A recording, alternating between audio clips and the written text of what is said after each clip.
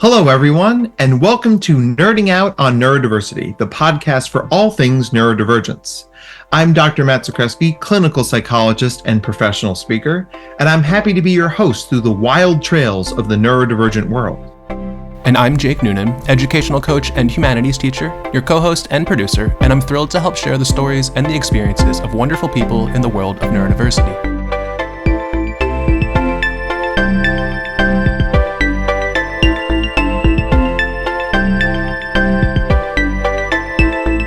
We're really excited for today's guest, which we are going to say a lot because we're always really excited about every guest we get. So let's get into it.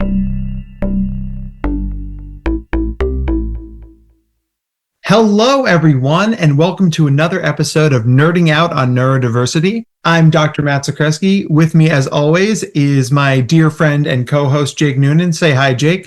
Hi, everybody. Glad to be here again for another wonderful interview. This is one that's like, we're going back home for this one. So many years ago, when I was a fresh-faced graduate student, that's true, I didn't have a beard then, I got placed at a wonderful school on the main line called Hilltop Preparatory School. And they sent me there, and I really found my people. And I said, these are the kind of kids I want to work with. And I'm lucky enough to have maintained a relationship with a lot of the great staff there, including our fantastic, fabulous guest today, Amy Gillespie. Hi, Amy. Hello. Thank you for having me. Oh my gosh, we are so excited that you're here. If you tell our audience, what is it you do? So my title here is, I've always liked, I am the Director of Post-Secondary Transition, which George Carlin used to have a thing where, he said, we started adding syllables to everything. Like it used to be toilet paper, now it's bathroom tissue. It was shell shock, now it's post-traumatic stress disorder. It was college counselor, and it exploded out to post-secondary transition director. So essentially, I help our students here figure out what they're going to do when they leave. And we wanted to recognize when we created this position, I don't know, maybe about 10 years ago, moving it from the college counselor position, we wanted to recognize that for the students we serve, college isn't always the right option at this time. It might be a great option in 2 years. It might be a great option in 5 years. So we wanted to take the college counselor part out of it so that we were really just talking about thinking about your future and what you're going to do the day after graduation. I am every student's worst nightmare until they figure out what they're doing, because no one likes to think about the future. It's scary. Yeah, that's future me's problem, right? That's way out there. You're like, no, it will be here a lot sooner than you think. And it's so interesting that we're seeing this pivot in the field, right, for post-secondary options. And I first off love that you referenced George Carlin. Big thumbs up there, right? I think it gets us out of this stranglehold that college has had on the last 30 years. You're going to college. It's like, what if I don't want to go to college? It's like, oh no, you're going to college. It really isn't for everybody, right? Right. And how do you, well, I'm going really deep with this question apparently. How do you push back against that societal push that kids go to college? Like, do you have parents who are like, no, why would they go to trade school or the army or et cetera, et cetera? Like, how do you get the parents on board?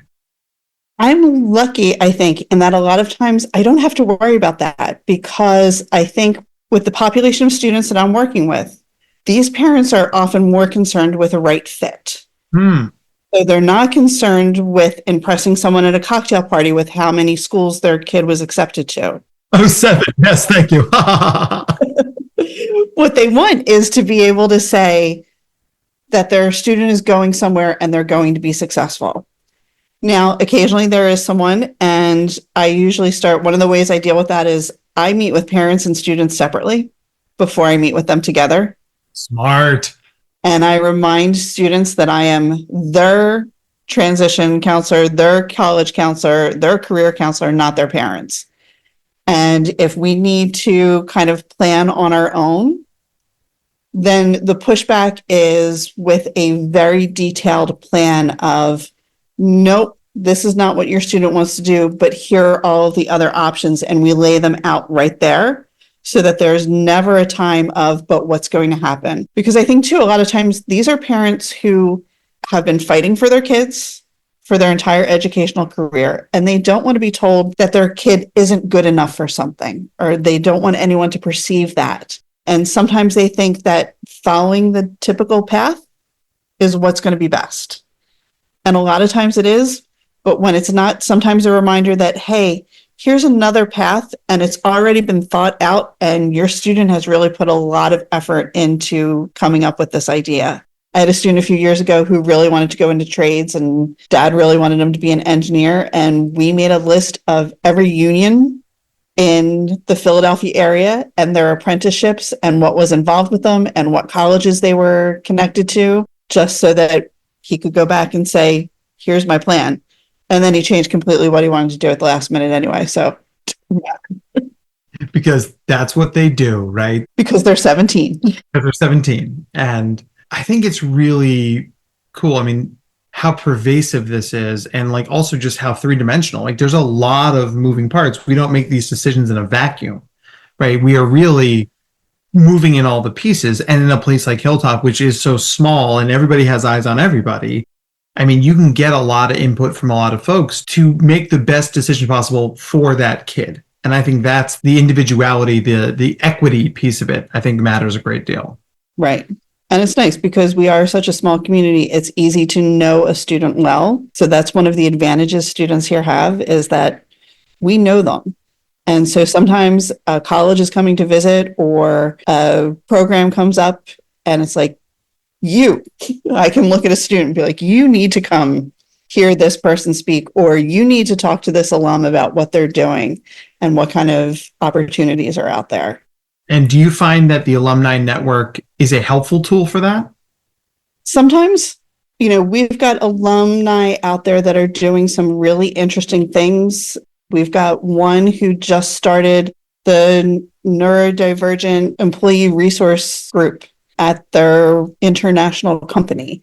And we've got people who are working on starting up their own baking business. So we've got a range of what students are doing, but sometimes some of them are great about wanting to come back and share what they're doing and talk about what they're doing. And others are just quiet students. They were quiet students. They've turned into quiet young adults, and they're not always, I don't want to say available or interested, but they're not going to be as engaging as someone else might be. But what is good is that we can point to what they're doing. So even if it's not like, I can't connect one student with this other, but I can say, I want you to see what they're doing. And just to give them kind of that idea of all the different options that are out there, if that makes sense. Absolutely. And that's, kind of why I asked the question, honestly, because I know a lot of kids are very proud to talk about what they do and why and how to get there. But some kids, like you said, they're just quieter. They're just trying to do their own thing. They're just trying to, get by. And I think that's another way that we adapt our messaging to the specific people we're trying to serve, right? It isn't, well, you're an alum, you owe it to the community. Not really. If they choose to, that's super. But so, Amy, let's zoom out for a second, because I'm doing that thing where I'm talking about Hilltop like everybody knows what it is. Right. And so let's let everybody else in on our little secret. What is Hilltop Prep, and why is it the most fabulous place in the world? Reading the witness, Your Honor. No, every word you said is true. So Hilltop Prep is a small independent school in Bryn Mawr, specifically for neurodivergent students with non-language based learning differences. So we're not here to help a dyslexic student or a student with dyscalculia. There are other fine schools on the main line that take care of that. We are really working with students who have ADHD, who are on the autism spectrum, and all of the things that come along with that. So we've also got a lot of anxiety. I think that's probably the most common thing that everybody here has. We're working with executive function issues, but these are bright students. Most of them are college bound, not all of them, but most of them. And we accomplish what we do simply by having small class sizes. We start in 5th grade. We go up through a transition program for students who want an extra year before they go off to college and want to do a little practicing of college. Our classes run between 4 and 9 students. That way, if someone is struggling, the teacher can see it and they can address it in the moment without pointing someone out in front of the whole class. And I think, I can't say 100%, but one of the things that's often difficult with education for neurodivergent students is spending the whole day masking. And while I won't say that 100% of our students are unmasked, I think a lot of them are, because once they get here and they settle in and they see that no one's going to make fun of them for stimming, for pacing, for whatever it is they need to do, they're like, oh, I can do this. Okay. And they let their guard down, and then they're able to actually learn and see a success that they didn't have before they came here. I remember at the end of my year there, one of the kids said to me, he's like, I have never felt so watched in my life, but I also feel like they're watching me and not judging me. And I thought to myself, that's kind of the magic. That's the secret sauce. Right. Because if you're a neurodivergent kid in a public school, you're trying to keep your head down. You're trying to mask. And if that mask slips and you stim or you have a behavior, then every eye in that room is on you, but in a negative, judgy way, right? At Hilltop and schools like it, it's like, we see you because there is less to see, but also we're seeing that just in the level of normative behavior there is much different. So you don't stand out as much. I mean, I'd never seen so many noise canceling headphones in my life when I got there. And by my second week, I didn't even see them anymore because it was just part of the vibe, right? It was just, oh, you need noise canceling headphones. Okay. Yep. That's a really cool thing. Also, should we talk about the ghost, Amy? I think we have to talk about the ghost. I would love to talk about Liza. Sorry, there's a ghost at Hilltop? There's a ghost, right? This is now a haunted podcast. Let's go. I'm here for it, honestly. Perfect for do you need a Halloween episode? This could be it. Yes. So because we were an old mainline mansion, the main building for Hilltop was at one point someone's summer home. It was the Snowden family. They lived in Philadelphia. They spent their summers out here. So at night, it's very creepy. And there's lots of, back stairways and hallways you can get lost in. And we do have a ghost. Her name is Liza. And I can't ever remember the story completely, if she was the daughter of the family or if she was the daughter of one of the staff that worked here. When Tom told me the story, she was a daughter of the staff. Okay. I know this, and she was in love with their son, and it was a whole Romeo and Juliet thing. She has been seen by lots of people, and the person who told me about it the first time, we used to have a math teacher here who was probably the most buttoned down, straight-laced, no-nonsense person you would ever meet in your life. And somebody mentioned, they were like, I swear I just walked by a classroom and I saw a girl sitting in there crying. And then when I went back, there was no one there. And she was the one who said, oh, that's Liza. She's the ghost. So I completely believe, I've actually seen her too. But yeah, she's mischievous. She moves things around. She causes conflict between people. When our head of school used to live on the third floor, the story was that he would open a window and his wife would close it, and she would get really annoyed with him. And then he'd open again and she'd close it. Meanwhile, she's opening a window, he's closing it, and they think it was actually Liza. She's been seen just hanging out in rooms. I saw her one time walking across the lobby. I was looking in a mirror and thought someone walked behind me. I was the only person in the building. And I 100% saw somebody in the mirror walk behind me. But she's been here since Mrs. Fisher started the school. And she wrote a short little history of Hilltop, and it starts with her seeing Liza sitting at a table when she came for the first time to see the property. Jake, you have never looked so interested into a guest on this podcast ever. And we've had some really interesting guests, but yeah, my Liza story was, I was wrapping up, finishing some paperwork, and I left my little office and I was walking down the back hallway towards the science wing. And out of the corner of my eye, I see a kid walking down the hallway towards the small commons. And I was like, there should be no kids here. So I stopped and I rotated and there was nobody there. I'm like, oh, they're clearly in the kitchen. Walked a little further. Nobody was there. And I'm standing there thinking to myself, what is this? And Dr. Salter, the chief of clinical at the time, she was like, Matt, why are you standing in the small commons? I was like, because I saw a kid, and without missing a beat, it was the ghost. Dr. Salter, who was also a no bullshit sort of human being. I was like, I'm sorry, what? The ghost? There's a ghost? And yeah, it's a magical place for many reasons. It is. Not the least of which is the hauntedness. And you mentioned the third floor, which is now, it's still the 13th year program, right? Up on the third floor? No, the third floor is the dorm.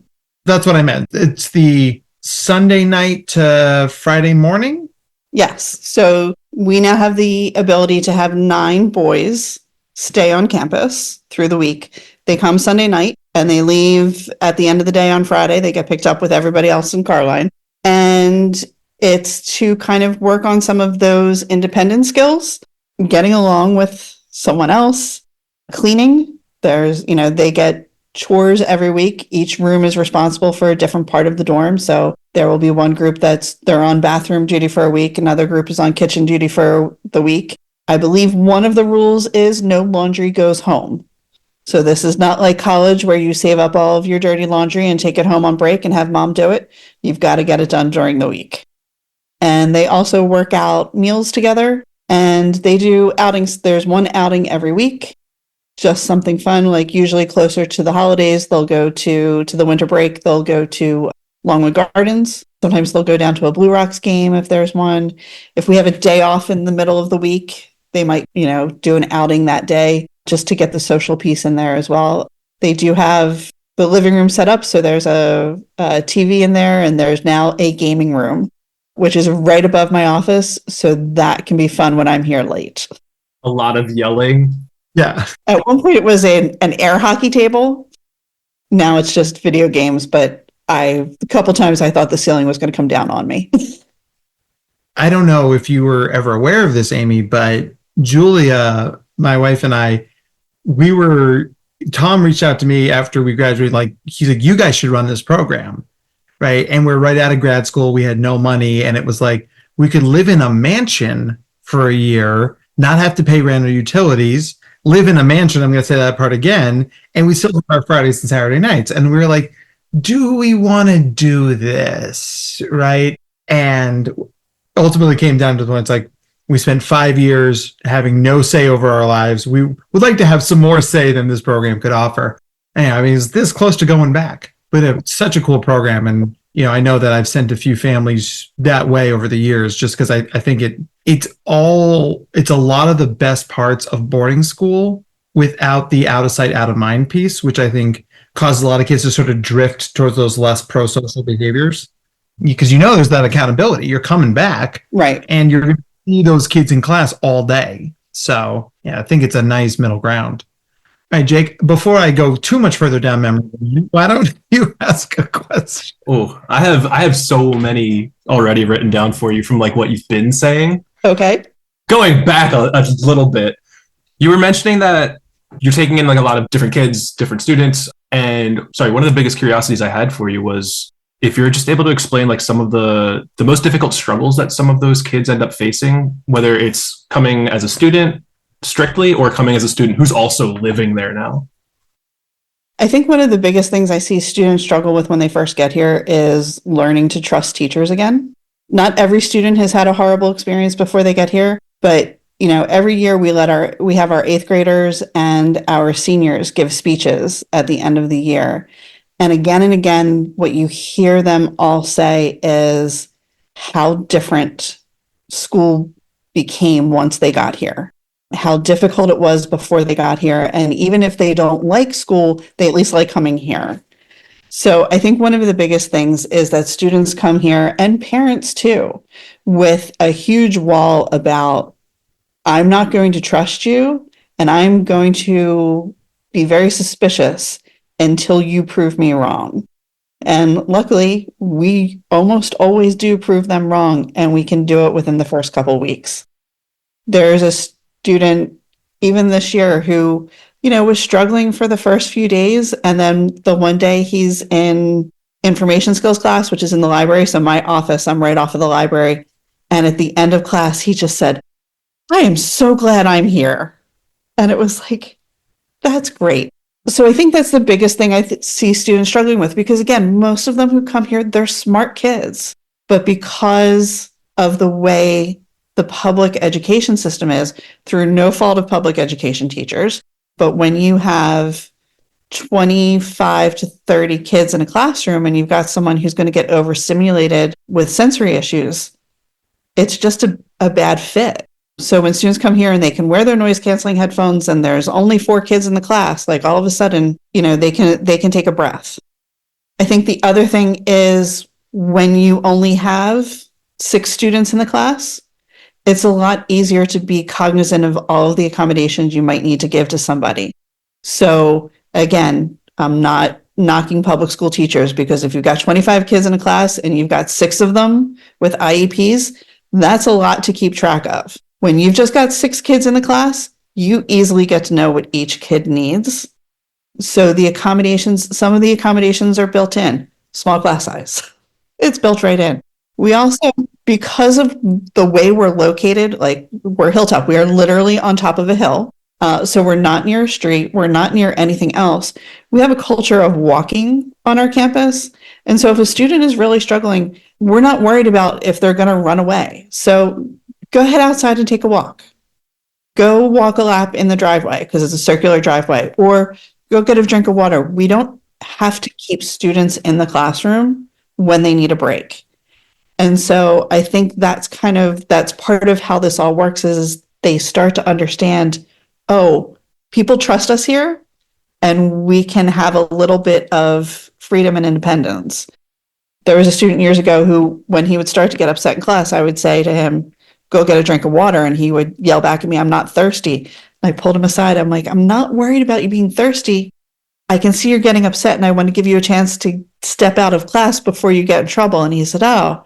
So the next time we have class, he starts to get upset. I said, why don't you go get a drink of water? He's like, I'm not. Oh, okay. So I think that's the biggest thing I see. In terms of when they come to the dorm, for a lot of them, they haven't shared a room before, and now they're sharing a room with 2 people, because it's 3 rooms and they're all triples. They're sharing a bathroom with 8 other guys, or 4.5 other guys. I think there are 2 bathrooms up there. The food might be different, because it's not, mom or dad making exactly what they want and having the exact snacks they want. They have to make their bed before they come down. So sometimes there is structure that we are able to build in because we have more energy than the families do. And again, it's not a knock on the families. When you're a parent, you have to pick your battles. And making the bed before walking out the door can easily be one of those battles you don't want to fight. We'll fight it. So it's like more of a partnership in a sense with family, students, and Hilltop? Yes. That's awesome. Yeah. I'm sure everybody there appreciates it too. Yeah, we try really hard to emphasize that family partnership piece and, make sure the parents know that we are here to support them and to give them strategies if they need them, or, to give them positive feedback, which they definitely need. Absolutely. Off of that, what are some of the support systems that you find yourself putting in place most frequently? Like I don't want to say like a standard, but the typical one that most students that you see end up needing or using? Well, I think part of like what Matt said, noise canceling headphones, everybody's got them. And if they don't have them, we've got spares all over campus, so that if you forgot yours, or if something in particular is going on and you need them, you go to Mrs. Trusty's room, you go up to the Horizons room, somebody has an extra pair somewhere. That's a big thing. We also do a lot with different types of seating.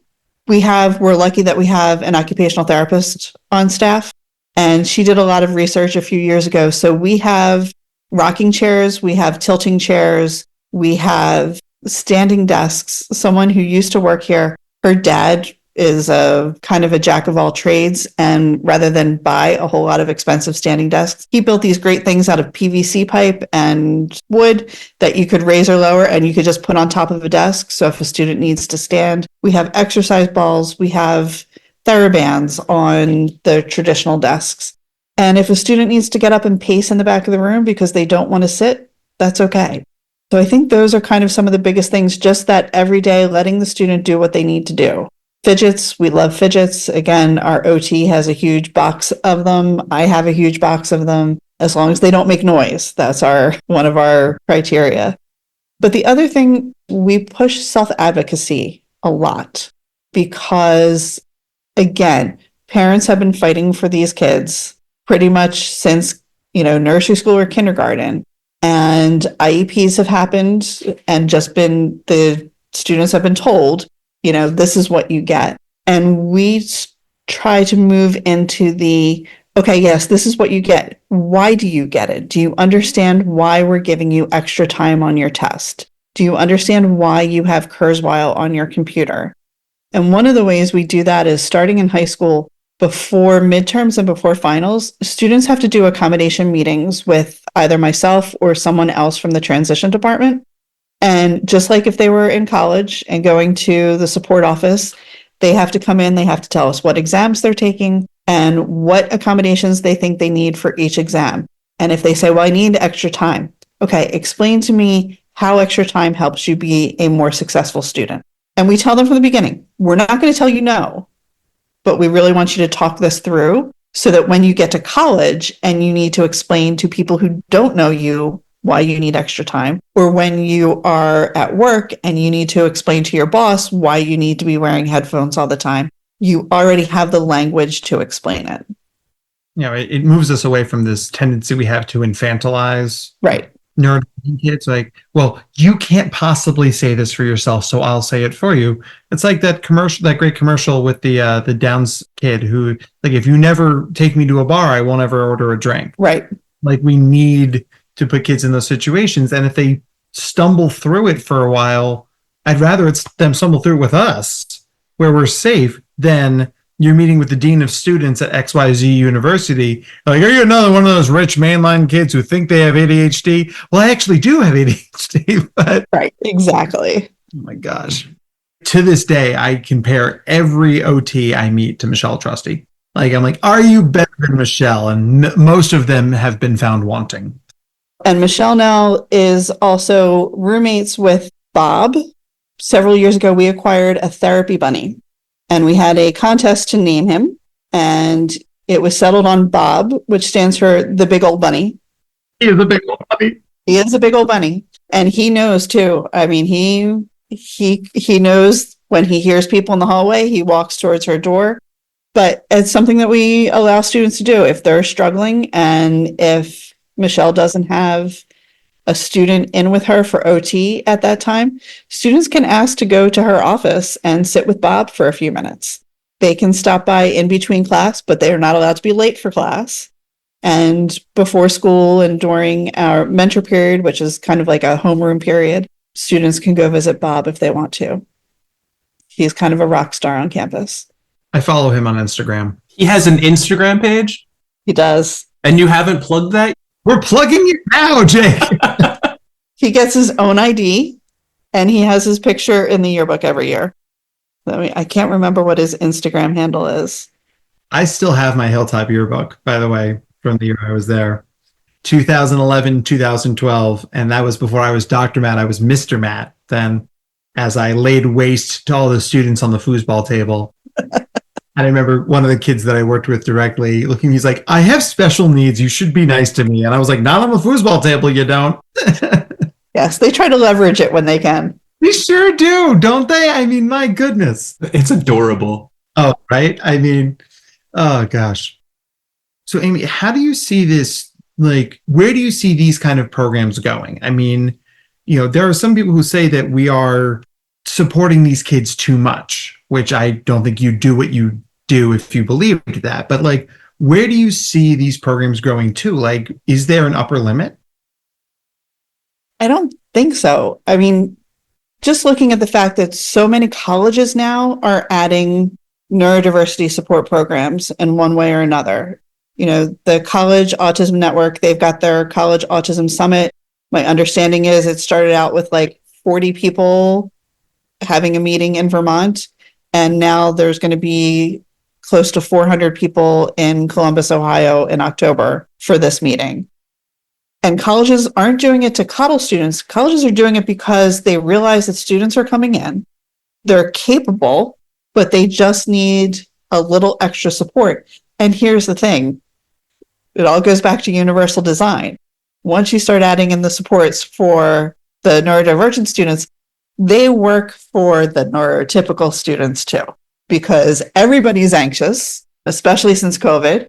Everybody can use technology. Everyone can use any of those other things that are being available. Someone to help make sure that they're staying organized. I mean, there are some people who are color coded and tabbing their notes from the time they're in first grade. Luckily you can't see my office. Some of us are not like that, but study skills, executive skills, students, we expect them to figure out metacognition. We don't directly teach them metacognition all the time, but there are schools that are starting to do it. And I think as they see it happening and as they see that they are retaining students and they're retaining strong academic students, that it's just going to continue. I think when I started doing college counseling, it was like Adelphi, Farley Dickinson, Drexel, and St. Joe's. They were like the ones that had some kind of program you could get into.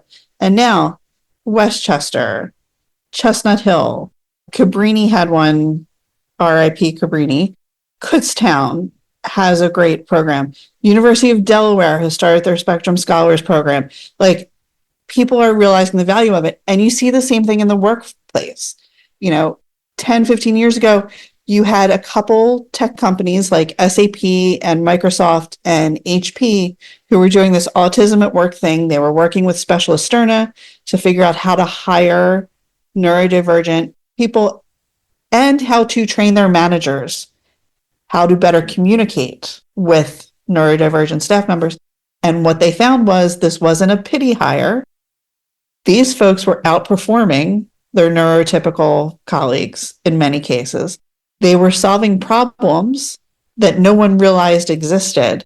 And also what they found was that those managers who were trained were now getting better evaluations from their direct reports than managers who hadn't been trained.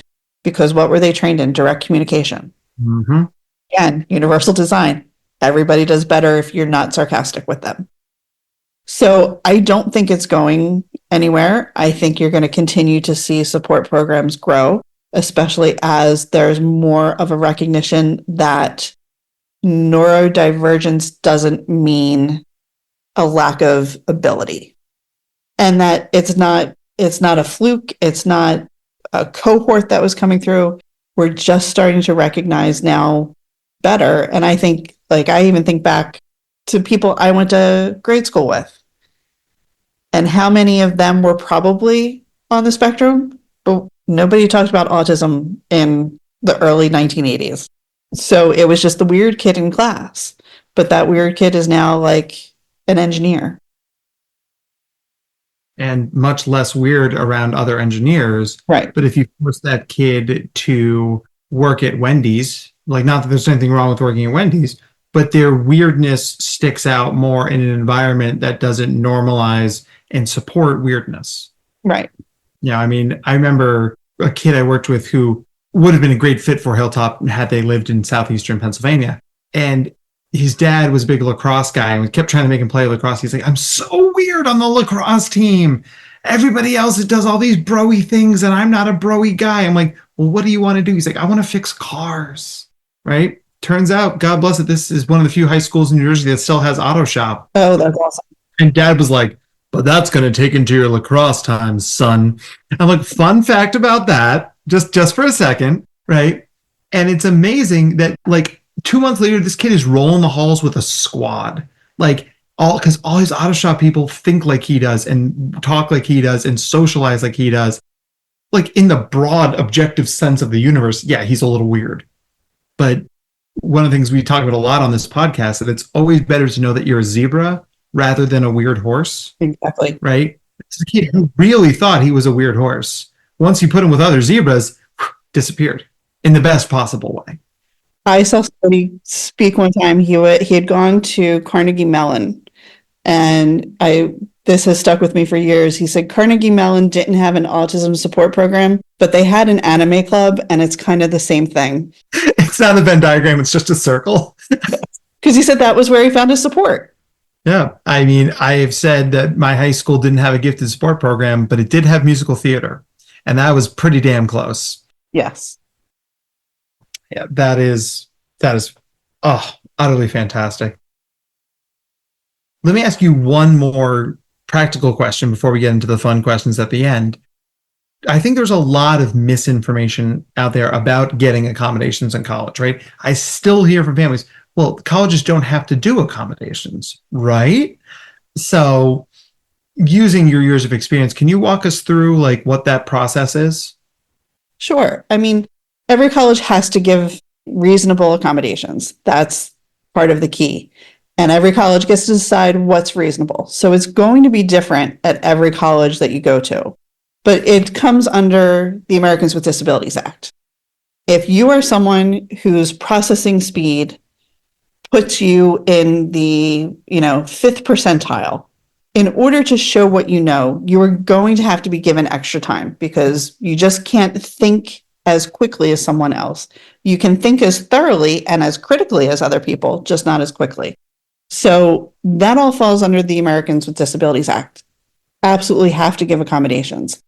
How they go about it and the level of accommodations are going to be different at every school. What they want to see is they're going to want to see that neuropsych evaluation.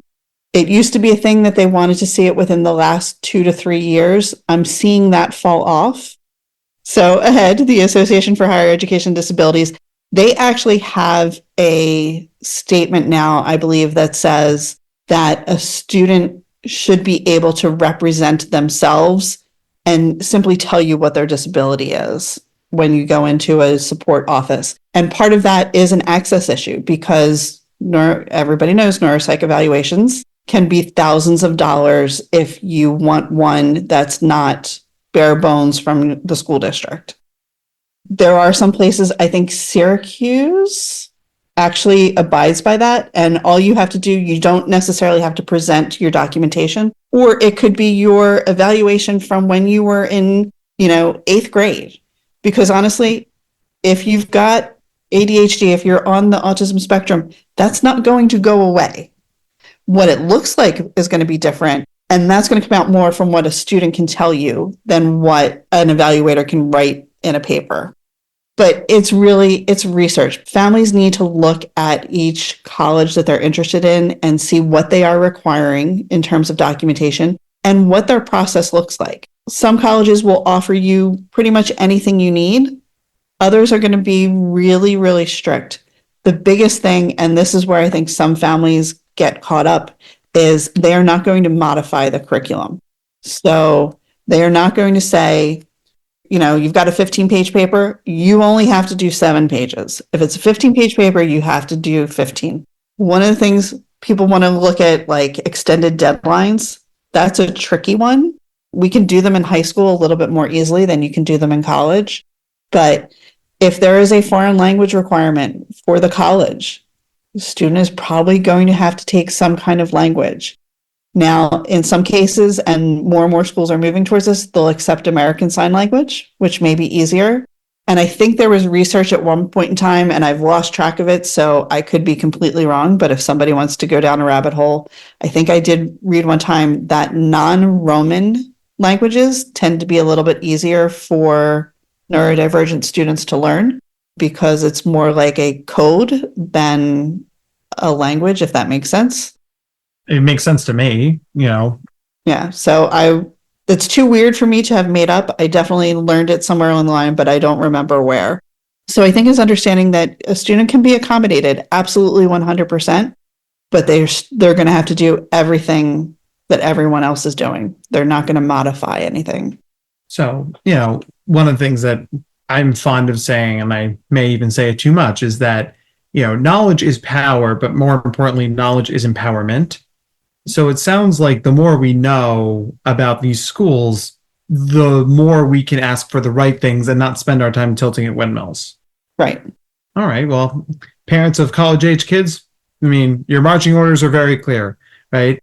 And I would definitely listen to Amy. She's way smarter about this than anybody else I've ever talked to. That's why we have her here. And while unfortunately our time is coming to a bit of a close today, so Amy, Jake and I each wrap up with one last question, and then we'll throw the mic back to you. And if there's anything you want to send our listeners home with. So I'm going to start with my question. Okay. If you could have any superhero on speed dial, who would it be and why? It would be Ms. Marvel, Kamala Khan, just because I would want to hear her say "embiggen." It's so much fun, right? But she, I think, is the most delightful superhero ever.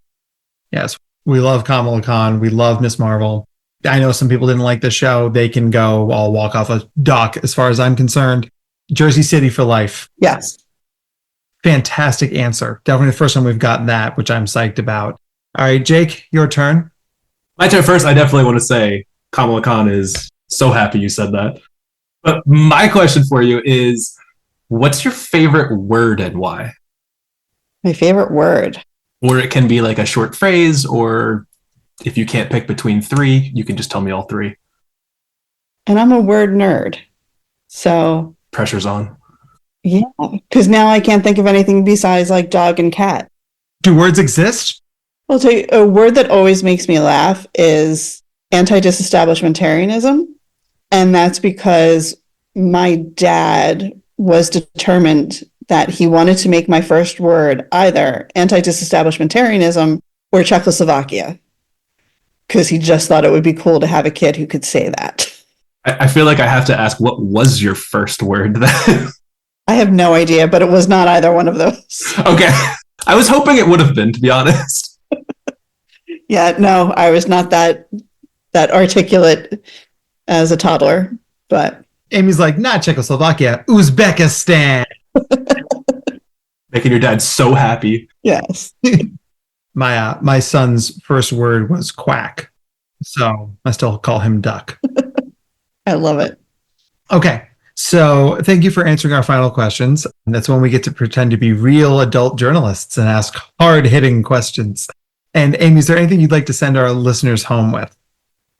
I think the one thing I always tell parents is don't underestimate your kid. What I love about what I do is students here are so capable, and at a certain point, people stopped believing that about them until they got here. Mm-hmm. And it's neat to see that come back, but let them do it in their own time. There's no timetable for, launching into adulthood. Well, by 26, hopefully, because there's that whole insurance thing. But some people take a little bit longer than others, and there's room for that. And there are places for students to go. There's so many things now for students to do if they need to take a little bit of time. And it just takes a little bit of research to find them. So, yeah, your kid's ready for whatever it is they want to do, even if you're not. I think we've got our bumper for this episode. It was the last sentence we said, but it was damn worth it. Amy, you remain a delight and as such a rock star in this field in a far too unsung way, but now you've been on a podcast and now hundreds and thousands of people are going to listen to this. So you're not going to be such a well-kept secret anymore. For all of us here at the Nerding Out on Neurodiversity podcast, thank you for your time and your expertise and your talent. It was a delight to learn from you and learn with you. And we'd love to have you back sometime. Thank you for having me. It was great to talk to you again, Matt. It was nice to meet you, Jake. You as well. It was fantastic meeting you. And this was a lot of fun. And say hi to the ghost for us and Bob. Yes, please. Definitely, please. Does the ghost have an Instagram? I feel like the ghost should have an Instagram too, right? The ghost does not have an Instagram, but she did have a part. I tried creating a role-playing game a few years ago based on college and executive function skills and all that. And it was a haunted college, and she was the president of the college. Love every word of that. All right, well, be nice to us, ghost, please. And Bob, you take care of Michelle for me. And Amy, I'm sure I'll see you soon. Yeah. Take care. All right. Thanks, guys. Take care. Bye, everyone. Nerding Out on Neurodiversity is brought to you by Dr. Matt Zakreski and the team at the Neurodiversity Collective. To learn more about the Neurodiversity Collective or to be a guest on the podcast, please visit our website at www.theneurodiversitycollective.com/podcast. Audio and production by Jake Noonan. Show your support by subscribing, leaving a 5-star review, and telling your friends about us. Our Instagram and social media handles are at #NoonPodcast, NOON podcast. Your support is appreciated and keeps us going. All discussions presented on this podcast are strictly for informational purposes, awareness, and understanding. The advice presented is not and should not be considered to be therapeutic in nature. If you have any mental health questions, please contact your provider. All rights reserved.